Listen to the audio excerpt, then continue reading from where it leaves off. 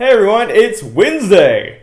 I know it's not normally a day we do a devotion, but today is the day we finished up Acts. It's the 29th, so we're a day behind, or we're a day behind in the chapters for Acts, and which is 28, and it's the conclusion of Acts of the Apostles, and it's the end of the story here that we're presented with Paul, which is super cool. Now I know it's a little unorthodox. Just know, first of all, before I get into this, Andrew and I miss you. We are praying for you. We're thinking about you.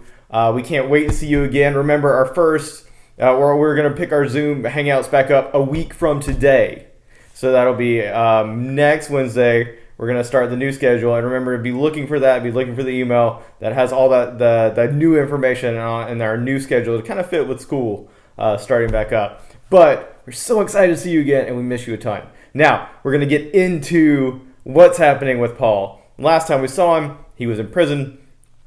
Since then, if you've been keeping up, or if you haven't, because it's the same either way, Paul has been on a ship and he's been going to Rome. Lots of stuff has happened. Some sailors didn't listen to him. He basically told them they should dock at this one port. They didn't do that. Ship got in, has been tossed around a lot. Basically, God showed him that they're going to be in a shipwreck, and they got in some trouble, and they were kind of listening to Paul, and they landed on the island of Malta. And that's where we pick up in chapter 28. So they've been shipwrecked, and they're on Malta, and basically they come ashore, and the citizens of the island come to greet them. Now, here it starts in verse 2, 28:2. The people of the island were very kind to us. It was cold and rainy, so they built a fire on the shore to welcome us. As Paul gathered an armful of sticks and was laying them on the fire, a poisonous snake, driven out by the heat, bit him on the hand. The people of the island saw it hanging from his hand and said to each other, "A murderer, no doubt.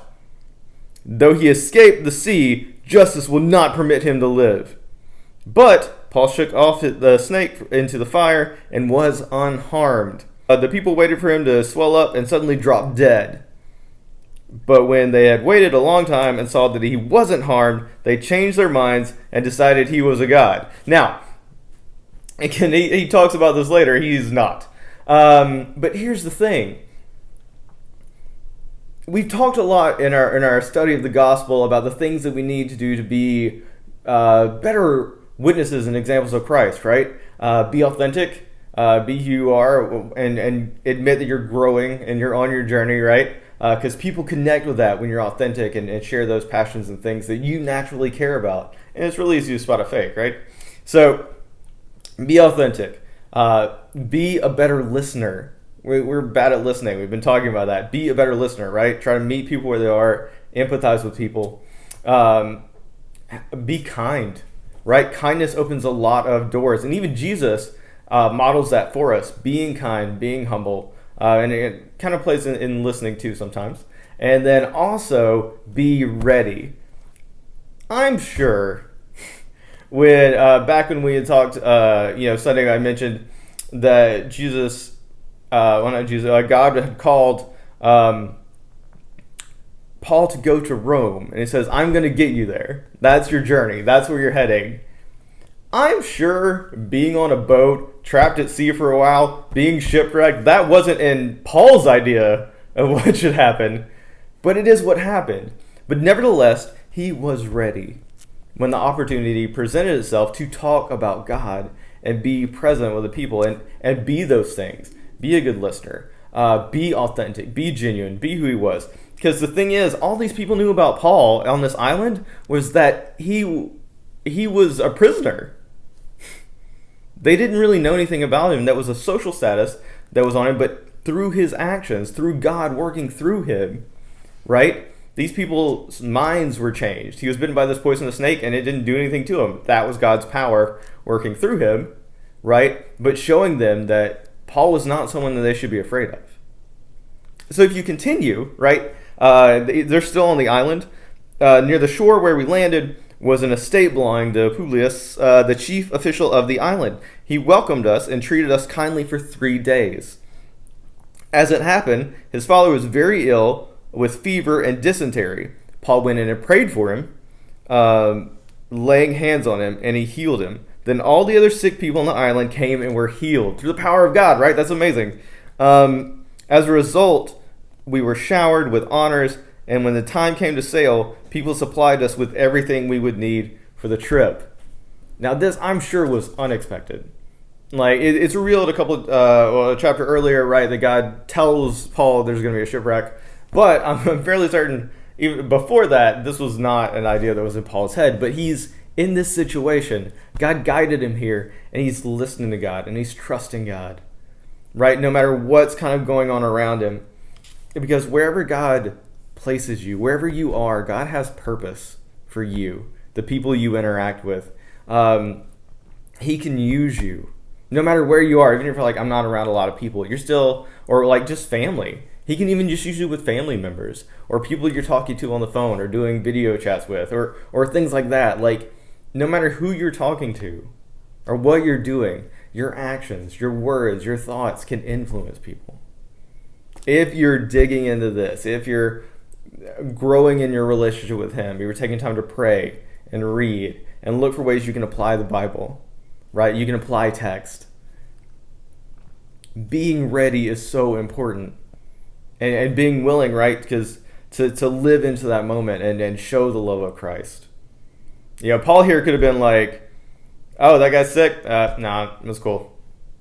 He could have. But he didn't, right? Because he had compassion for people, the same kind of type of love God has for you and every single person you encounter. And he calls us to live into that love and live into that compassion and live into that mercy. And he wants to work through us to show people his power and how and give them hope and give them joy. Imagine like how it, like I think in the world right now, like, you know, if you saw someone healing people in this world today, you know, and the types of things like here it recounts Paul doing, that gives people hope, right? If you've never seen that, like, why is he like this? That's kind of that whole thing we were talking about with the gospel mission, is like looking different than the world, because God's wisdom and his love and his hope is different than what this world offers. And when people see that, they want to know what that is. They want to know why you're like that. And that is what we can use to direct them to God. So this week, be mindful of the conversations you have with people. Be ready to be kind. Be ready to show empathy. Be ready to be a good listener. Be an active listener. Try to think about the things they're saying, why people are talking at it. I know that voice inside sometimes tells us, all right, well, as soon as I stop talking, say this thing. Just ignore that. Try to and just be there for people. Whoever you're around, because God can use any situation you are in for his glory. And to lead people to him. And it's fun to be part of that. It enriches our lives to be part of that too, which is cool. Everybody wins.